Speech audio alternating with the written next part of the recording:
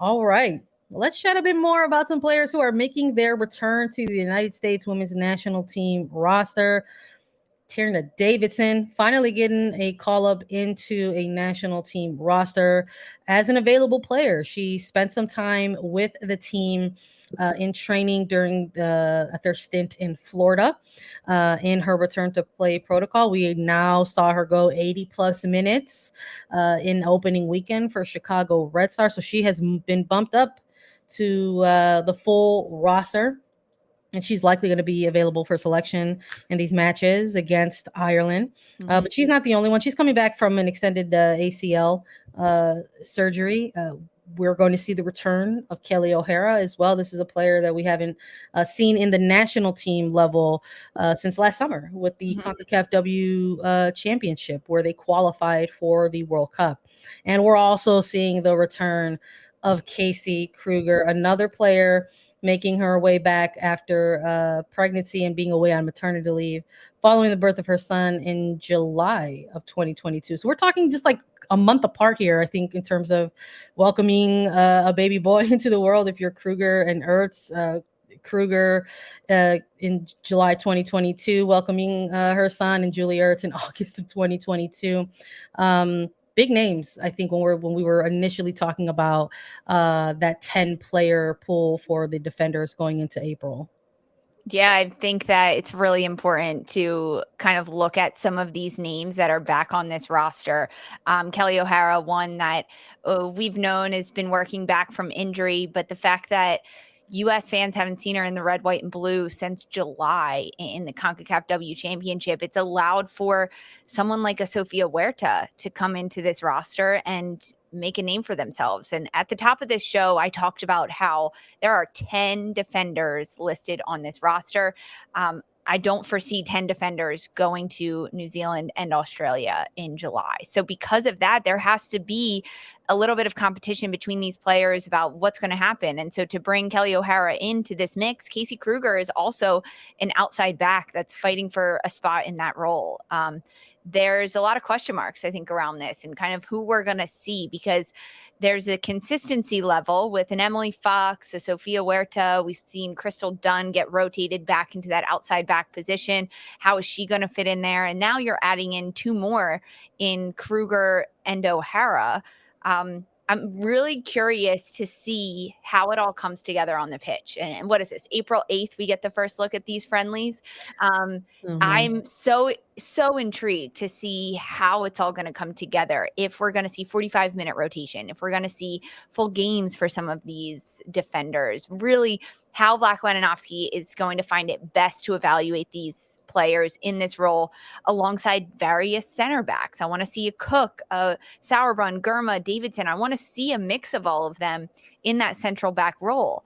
But there's a lot of like new names on this roster that we just had, not new. They're all familiar names, but they're all names that we haven't seen in a long time. I mean, Sophia Smith is another name that's returned. She's just missed camp in January, and then before the SheBelieves Cup due to an injury, but that was a name that everyone knew was going to be returning to this roster.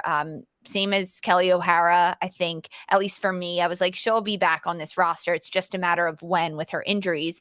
Tierna Davidson as well, as she was working back from her ACL, and we got to see her ahead of SheBelieves in the training camp and getting minutes. That was a pretty sure sign that we would see her more and more leading up to the World Cup. But Casey Kruger is one that I'm pleasantly surprised to see Kruger back on this roster. I know you are too, Sandra. You're repping your Red Stars kit right now. I know you also got to talk to Vlatko Andonovski a little bit about Kruger and why he wanted to make room for her on this roster. Look, you're pleasantly surprised. I'm amply hyped. However you want to refer to it on the scale of enthusiasm.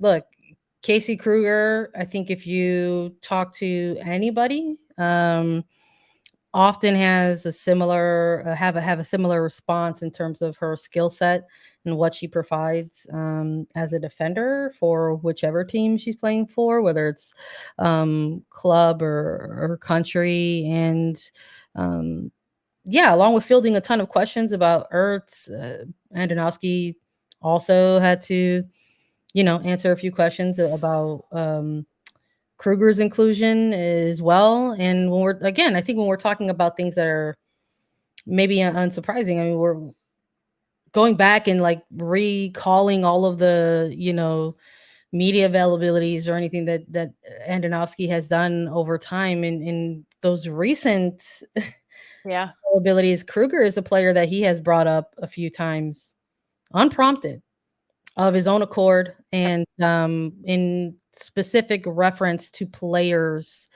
who may make their return as they continue to navigate their return to play protocols.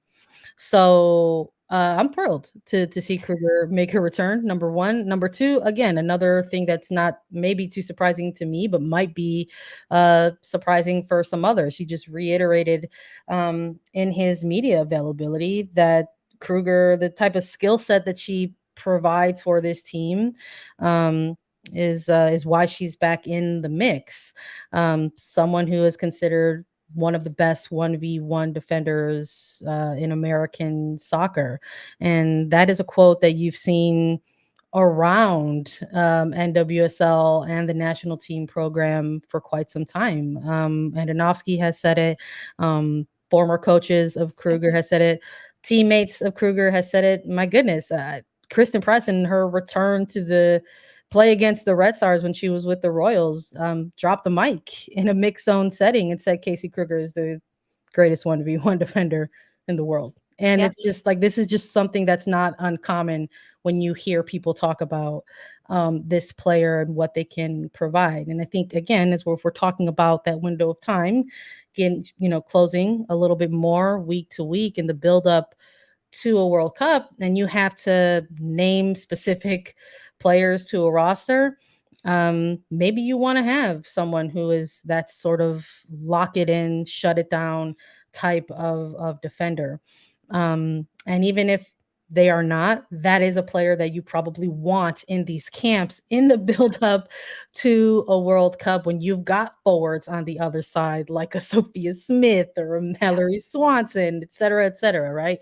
So, thrilled to see her return. I mean, something that we haven't talked about that, isn't an unofficial stat, but I mean, there's going to be 5 moms in this I training know. camp, and Casey Kruger is one of them. We're talking Julie Ertz, Casey Kruger, Crystal Dunn, Adriana Alex Grant, Morgan. Alex Morgan. 5 moms. That's still going to be a first for this national team training camp, and that's That's so whatever. special. Call me a simp. I think that's beautiful. I think No, that's that's so special. That's so special. And honestly, it's only possible because of most recent CBAs that have been passed, providing childcare and providing the opportunity for these women to work back after giving birth or becoming a parent, no matter what that is. You have 5 moms on this roster, working moms out there. They are the superheroes of the world for sure. And I think in addition to having these players, there's also some names that are missing from this roster, Sandra, that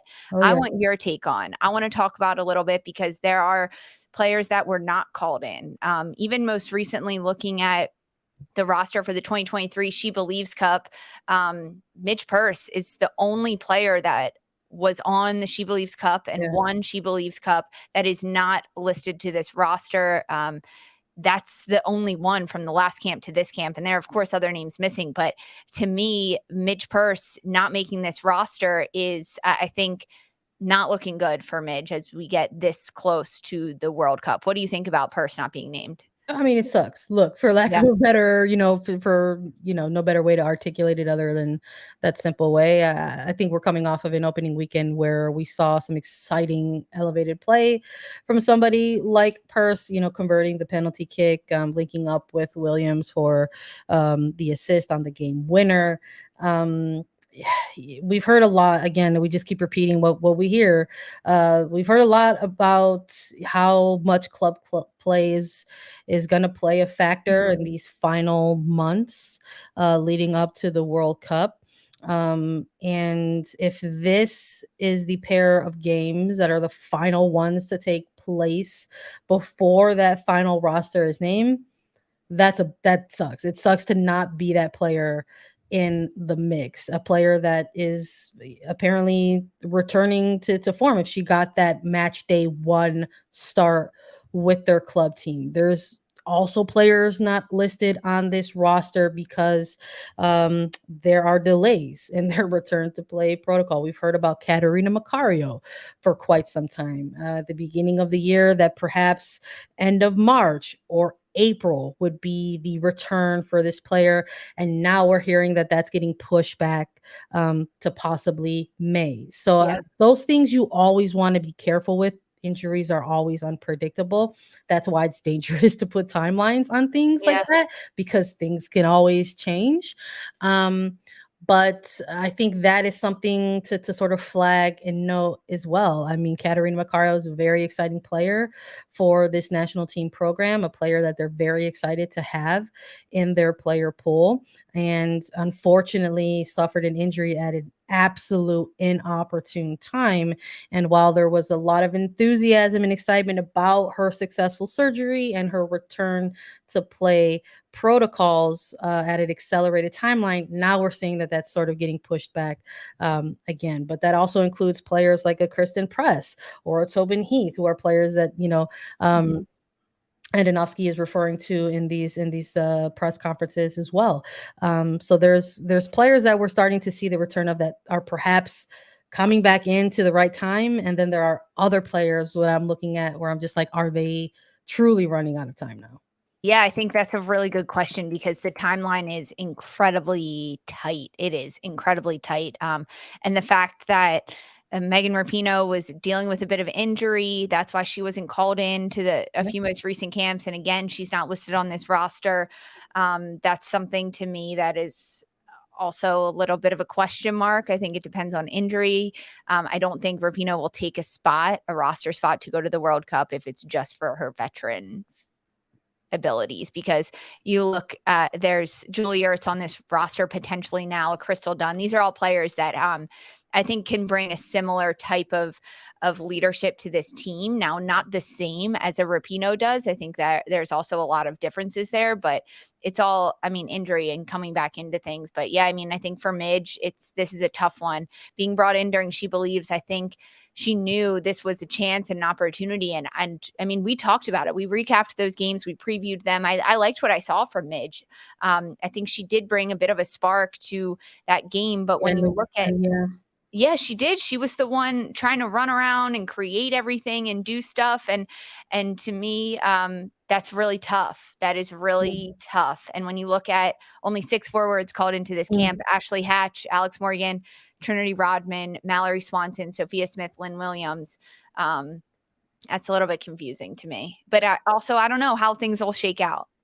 No, I think it's a valid point to make. I think that's something else that we're taking note of as certain players start making their return, whether it's an Ertz or a Kruger, an Herrera, Davidson, et cetera, et cetera, et cetera, right? You're also looking at the players who have been with this team for X amount of time and are starting to see their minutes wind down more and more and more as these international windows come together. We've unfortunately have seen that with Purse. We're starting to see that with Hatch. I would venture that we're starting to see that a little bit in a combination of Huerta and Fox. I mean, we might see that in this window for Fox specifically with the addition of more defenders into the mix. So we'll see. I think this April window is really, really going to tell us a lot. But it's exciting. It's here. It's here. Oh gosh. We're here. We're in full swing. NWSL is back. We've got the roster for the United States women's national team, but that's all we've got for you today.